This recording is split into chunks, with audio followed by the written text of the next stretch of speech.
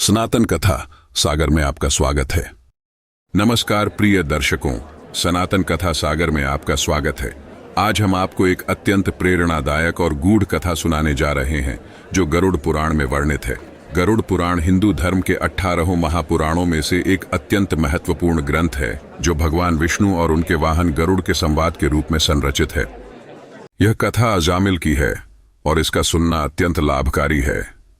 गरुड़ पुराण में स्पष्ट रूप से लिखा है कि अधूरी कथा सुनने वाला व्यक्ति पाप का भागीदार बनता है। इसलिए हम आपको आग्रह करते हैं कि आप इस कथा को पूरा सुनें ताकि इसके गूढ़ संदेश और आध्यात्मिक महत्व को पूरी तरह से समझ सकें। अब हम शुरू करते हैं अजामिल की कथा, जो जीवन और मृत्यु के रहस्यों को उजागर करती है और हमें यह सिखाती है कि भगवान के नाम में कितनी शक्ति है। बहुत समय पहले की बात है। हरिद्वार क्षेत्र में एक ब्राह्मण परिवार में अजामिल का जन्म हुआ था। अजामिल का नाम ही उसकी भविष्यवाणी को दर्शाता था। वह बचपन से ही बहुत ही धार्मिक और संस्कारी था। उसके माता पिता और परिवार के लोग बहुत ही संतुलित और धार्मिक थे। वे प्रतिदिन पूजा पाठ, यज्ञ और व्रत करते थे। अजामिल ने वेद, पुराण, धर्मशास्त्र और संस्कृत का गहन अध्ययन किया था। उसे सभी धार्मिक विधियों और अनुष्ठानों का अच्छा ज्ञान था। इसके कारण वह न केवल अपने घर बल्कि पूरे गांव में आदर्श और धार्मिक व्यक्ति के रूप में सम्मानित था। उसकी जीवन शैली संयमित और तपस्वी थी। उसकी साधना का उद्देश्य परमात्मा की भक्ति और आत्मा का शुद्धिकरण था। एक दिन जब अजामिल जंगल में लकड़ी इकट्ठा करने गया था, उसने एक ऐसा दृश्य देखा जिसने उसकी पूरी जीवन धारा को बदल दिया। उसने देखा कि एक अत्यंत सुंदर स्त्री एक व्याभिचारी पुरुष के साथ गुप्त रूप से बुरे कार्य में लिप्त थी। इस दृश्य ने अजामिल के मन में वासनाओं और मोह का बीजारोपण कर दिया। उसने अपनी धर्मपत्नी को त्याग दिया और उस स्त्री के साथ रहने लगा। यह एक अहम मोड़ था जब अजामिल ने अपने सभी कर्तव्यों को छोड़कर अधर्म, पाप और वासना के मार्ग पर चलना शुरू किया। इस समय अजामिल के जीवन में कोई संतुलन नहीं बचा था। वह अपने समाज, परिवार और धार्मिक कर्तव्यों से भी दूर हो गया। अजामिल का जीवन अब केवल भोग और वासनाओं से जुड़ गया था। उसने अपने छोटे बेटे के साथ अधिकतर समय बिताया और उसे नारायण पुकारता था। यह नाम भगवान विष्णु का था, लेकिन अजामिल को इसका एहसास नहीं हुआ। उसकी मोह भावना ने उसे इतना प्रभावित किया था कि वह अपने धार्मिक कार्यों से पूरी तरह से दूर हो गया। अजामिल अब चोरियों, झूठ बोलने, धोखाधड़ी करने और पापपूर्ण कार्यों में रत था। वह समाज से अलग हो चुका था और उसका जीवन पूरी तरह से अधर्म और पापों में लिप्त हो गया था। हालांकि उसे अपने इस पापपूर्ण जीवन का कोई पछतावा नहीं था, क्योंकि वह अपने भोग विलास में इतना खो गया था कि उसे अपने पापों का कोई भान नहीं था। समय बीतता गया और अजामिल वृद्ध हो गया। अब उसके शरीर में वह शक्ति नहीं रही थी जो पहले थी। भोग और वासनाओं में बिताए गए जीवन ने उसके शरीर और आत्मा को थका दिया था। उसकी मानसिक स्थिति भी स्थिर नहीं थी। अब वह अपना अधिकांश समय अपने छोटे पुत्र के साथ बिता रहा था, जिसे वह अत्यधिक प्यार करता था। वह हमेशा नारायण नाम का उच्चारण करता था। अंततः वह समय आ गया जब अजामिल की मृत्यु का समय निकट था। एक दिन जब वह अपने बिस्तर पर लेटा था, उसने देखा कि यमदूत उसकी आत्मा को ले जाने के लिए आ रहे हैं। यमदूतों ने कहा, अजामिल, तुमने पूरे जीवन में केवल पाप किए हैं और अब तुम्हें इन पापों का फल भुगतना होगा। यह सुनकर अजामिल बहुत डर गया और उसे एहसास हुआ कि उसने पूरे जीवन को पापों में बर्बाद कर दिया। लेकिन तभी कुछ अप्रत्याशित हुआ।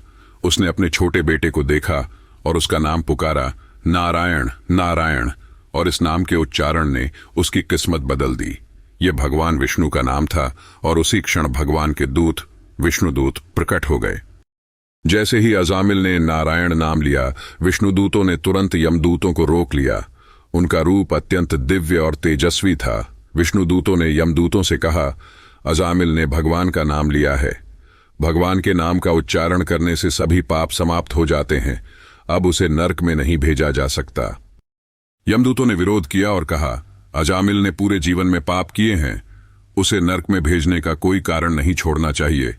लेकिन विष्णुदूतों ने तर्क किया, भगवान का नाम लेना सबसे बड़ा पुण्य है। जो व्यक्ति भगवान के नाम को सच्चे मन से लेता है वह पापों से मुक्त हो जाता है।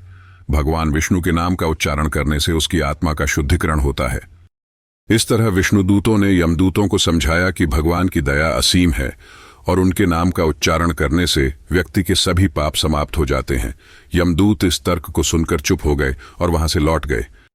विष्णुदूतों ने अजामिल से कहा, तुमने अपने जीवन में पाप किए हैं, लेकिन अब भगवान के नाम का उच्चारण करने से तुम पापों से मुक्त हो गए हो। भगवान ने तुम्हें दूसरा अवसर दिया है। अजामिल ने पश्चाताप किया और भगवान नारायण के प्रति अपनी श्रद्धा व्यक्त की। उसने अपने शेष जीवन को भगवान की भक्ति में समर्पित कर दिया।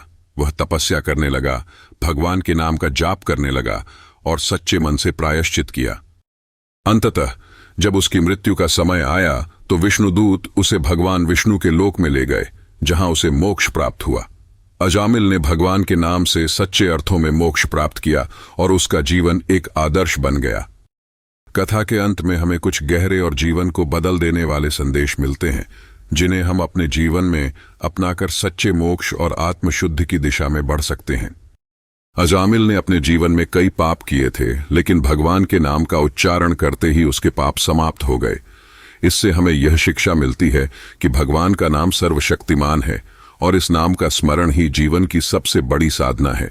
यदि हम अपने जीवन के प्रत्येक क्षण में भगवान के नाम का जप करते हैं तो वह हमें किसी भी प्रकार के पाप से मुक्त कर सकता है। अजामिल ने अपने पापपूर्ण जीवन के बाद पश्चाताप किया और भगवान के नाम का उच्चारण किया। इसने उसकी आत्मा को शुद्ध किया और उसे मोक्ष की प्राप्ति हुई।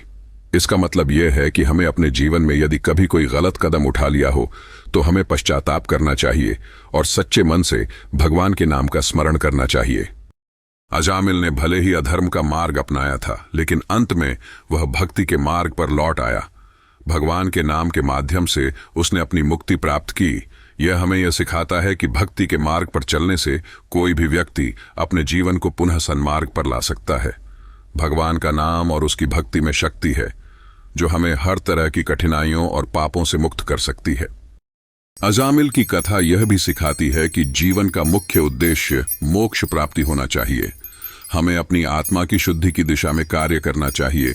भगवान की भक्ति में समर्पित रहकर ही हम इस जीवन के वास्तविक उद्देश्य को प्राप्त कर सकते हैं। अजामिल के जीवन से हमें यह भी शिक्षा मिलती है कि हमें अपने धर्म, कर्तव्यों और परिवार का सम्मान करना चाहिए। उसे नकारने से जीवन में बुरे परिणाम होते हैं।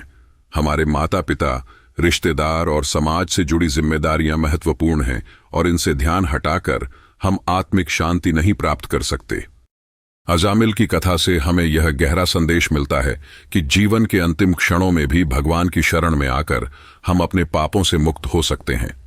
हमें किसी भी स्थिति में भगवान के नाम का स्मरण करना चाहिए, क्योंकि भगवान का नाम सबसे बड़ा पुण्य है और यह हमें आत्मा की शुद्धि की दिशा में मार्गदर्शन देता है। अब इस कथा को समाप्त करते हुए हम सभी को भगवान की कृपा और आशीर्वाद की कामना करते हैं। जीवन में हर कठिनाई से जूझते हुए हमें भगवान के प्रति अपनी भक्ति और समर्पण को बढ़ाना चाहिए। हर हर महादेव।